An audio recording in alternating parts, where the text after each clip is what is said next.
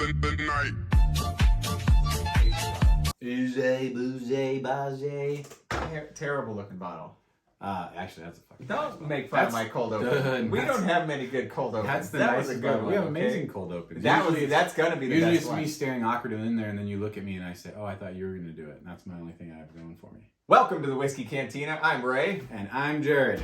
Today we'll be playing Minecraft. And we are switching roles. No, I'm done. Take the lead. Today we're gonna drink some. We're gonna go back to bourbon. Yeah. We took a little detour. We did 2 videos on Irish whiskey, and now we are going back into bourbon, but something a little different. So, and then even before that, I think was a rye. Was a rye. Yeah, because What rye was that? Wasn't it the Knob Creek? Oh yeah, Knob Creek rye. Oh man, the one we were just talking about too. We were just having a conversation about it. All right, we've completely detoured. I don't know what we're doing here, but anyways, look at the bottle though. Look at that bottle though. That's an amazing bottle. Honestly, Frey Ranch. This is going to be a straight bourbon whiskey, distilled. Okay, not just distilled, grown, farm, distilled, fresh. matured, bottled at Frey Ranch in Fallon, Nevada. I thought that was pretty darn cool. They even give you the latitude and longitude if you're so inclined. That's pretty fun. Yeah, it's cool that it's all done. That was freaking heavy. It right? is, man. I was gonna say this is the kind of thing you want next to your, on your bedside table. Yeah. For so many reasons. I mean, who doesn't want a bottle of bourbon right there next to them when they're sleeping? When you wake up. And it is so exceptionally heavy. I mean, it's got the same amount of bourbon in it as basically any of these. Yeah. But it's a nice, like 3 pounds heavier. It's kind of cool because it shows that they care about their product and they're not afraid to spend a little bit of money on what the vessel that they're sending you it in. And it's even got this little metal thing, the Frey Ranch. Yeah, and the cap is badass. I mean, certainly losing money on that. We've waxed poetic enough. But anyways, Frey Ranch. What's so interesting about it? It's weeded. It's weeded.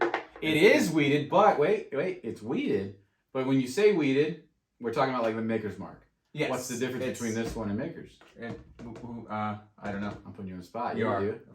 I failed. Don't do this. 4. Okay. Oh, see, that was my question to you before we started filming. 4 grains. I was assuming that Maker's was the same. No, Maker's is different. They take out the rye and they put in the wheat. Okay. And I did know that before. You're right. You did know that. It slipped my mind. So that's the interesting part about Frey Ranch, which is what we thought when we were getting it and looking into it was so cool about it. We've only had, as far as we can remember, one thing, which was Bardstown, which was a blend. And in the Bardstown blend, there's 3 different types of bourbon or whiskey, and only one of them is a 4 grain like this. Yes, one of them has the big 4. Correct. Okay. So your Maker's Mark is a wheated bourbon, or even your Larceny. Yes. But they usually remove the rye. I think one of them might remove the barley. In this case, they specifically do. They are very specific here, people. Not only are they specific, Raymond made a comment on how specific they were with the specific names of the grain, which we thought were kind of interesting. And it's not negligible either. It's not like they're throwing 2% in there. No, it's big. It's big. 66, low corn, so that might affect the sweetness. 66.6% non-GMO corn. I won't say the non-GMO. 10% winter wheat, 11.4% winter rye, 12% 2-row barley. Malted on site. So you got 10% wheat, which is what Raymond was just talking about, 11.4 rye, 12% barley, 66.6 corn. That's pretty damn interesting. Everything that's going in there is going to impact the flavor. Oh, heck yeah. There's enough of everything in there to impact the flavor, and the corn is low enough to where I think we're going to have something special here. Yeah, probably not the sweetness, which I feel we get from the corn. The rye, I mean, I guess you could say that's a high rye. So it's a low corn, high rye. But man, that's 10% wheat. Yeah. And then your barley, that's usually a little bit higher. Most of ours are typically about 8% barley. Yeah. So let's see what it does. That's interesting. Is that like peppery to you? Shit.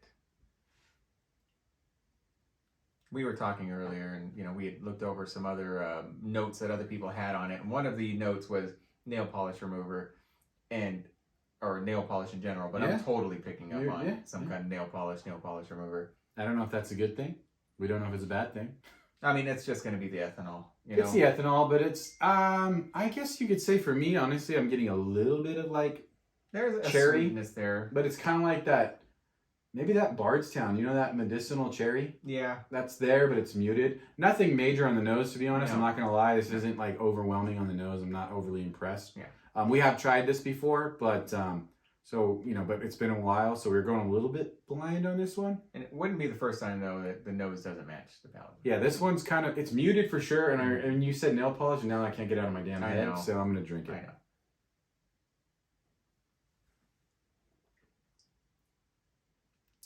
Well, definitely the palate is better than the nose. It's not overly sweet, like you said. It's not overly sweet, and you do get a little bit of rye, and I don't think that's barrel. No. So you can definitely taste a little bit of the rye. I mean, I'm getting some of those just bourbon notes too, but they're just vanilla, lighter. I guess you could say, man, it is sour, huh? Mm-hmm. That is sour, like, but in a weird way. I'm not enjoying it that much. I'm not having a lot of fun. Yeah, I was pretty excited overall, but it's not, I mean, it's not terrible. I mean, you get some stuff, but it's not bad. Don't get me wrong. I'm not going to sit here and say it's bad, but it's not bad. I'm not getting any one specific thing out of it. No, I'm not saying I feel like I'm drinking I feel like I'm drinking, honestly, just like a cheaper... Does it not remind you of Jim Beam just a little bit? And I'm probably going to get shit on for saying that, but so be it. No, because I do now. I don't get any nuttiness, and I don't want to say that like I get that so overpowering from the Jim Beam, but I don't see the profile of Jim Beam. Jim Beam's not this rye to me. I get a spice out of this. Like even right now in the finish, I'm definitely spicy. It's spicier than a Jim Beam, but there's something kind of basic about it to me, man. I was really excited for this only because it was a 4 grain. Another big thing was this is specifically from Nevada. The only other one we've had that's, I guess you could say, bottled in Nevada and barreled, and not distilled but barreled, is gonna be the Smoke Wagon, which we really, really enjoyed the Smoke Wagon. I don't dislike the Frey Ranch. I'm not gonna sit here and say it's amazing. I think my hopes were higher than what is in my glass. Yeah. I definitely would probably buy it again. Price point wise, it fluctuates. Typically around $50. Okay. So it's not terrible as far as the price. There's a lot better bottles at 40 or 30 though. Yeah, 40, 35. I could see doing it. I mean, it's a really cool looking bottle that adds to it a little bit. It's not terrible. Hey, you know what's funny? You think we're getting some of that wheat or some of that taste we don't like in the makers? That's the thing, we don't like makers. We don't like the basic makers. We tried the 101 and it was a lot better for us. We did enjoy it more. But the basic 80 proof, I think it's 80 proof makers. Yeah. We don't enjoy typically. And both of us are in pretty much full agreement. Yeah. And maybe that's what we're getting. I don't know if that is it. Yeah. But we are typically fans of Larceny, which is another weeded one, but still. Dang. But then Makers removes the rye for the wheat. I don't know, man. There's something about it. 4 slow-grown grains distilled from, honestly, yeah. I mean, I wish I could say, something better, but it's not special. I wish I could put my finger on it more firmly, too, as to what I don't like about it. But there just isn't anything stepping up to the plate. And you know what's funny is I actually had several people that we know specifically suggest this, and I'm not impressed. No. And again, I'm not saying this is terrible. Get your hands on it. I'm saying I think it's worth a try for you. It might be what's up your alley. Again, a lot of people disagree with us on the whole Maker's Mark thing. I mean, that's I think that is the most popular bourbon on the market, even at the lower proof. Yeah. So that being said, we can be completely wrong, but for some reason, maybe it's the wheat. Maybe it just doesn't hit us quite right. Again, I don't dislike this. I think there is a little bit of that ethanol on the nose for sure. Yeah. And you do get the nail polish. For me, the palate though, and the finish is not terrible. I don't dislike it. It's not terrible. It's good, but it's nothing special. For $50 though, I'd say find something else. That would be my consensus on it. $50 is a little pricey, I'm not going to lie. Yeah. Sorry, buddy. I feel like I'm being a little bit negative here, but maybe we're not negative enough or not often enough, Yeah. No. I guess we're kind of on the fence here between the two of us. I don't mind the taste. The nose is bad. I'm not going to lie. It is. The taste to me is okay, and it does have a spicy finish on the palate. On the finish is rye to me. Honestly, I get like a Bernie rye. That's all I'm getting though. Yeah. So, yeah. a little underwhelming, but it is what it is. That's why we do this. Yes. Yeah, I definitely would not spend the money on a second bottle of this. I think they do have a rye version, and I don't know. They might add the wheat to it, but it would be a 51% rye. Yeah. Maybe. Again, price on the bottle, though, is probably going to be in the $50 to $60 price range, so you never really know. You win some, you lose some. Again, formulate your own opinion. You know, and again, the best whiskey. What you think you do. You know, it's whatever you like. Again, there's stuff we like. Like, again, we are definitely on the wrong side of the fence with the Maker's Mark debate. But regardless. What's that? I'm pretty confident in our stance on Maker's, man. Yeah, maybe everyone likes it and it's the most popular selling bourbon because they're just taking shots of it at bars.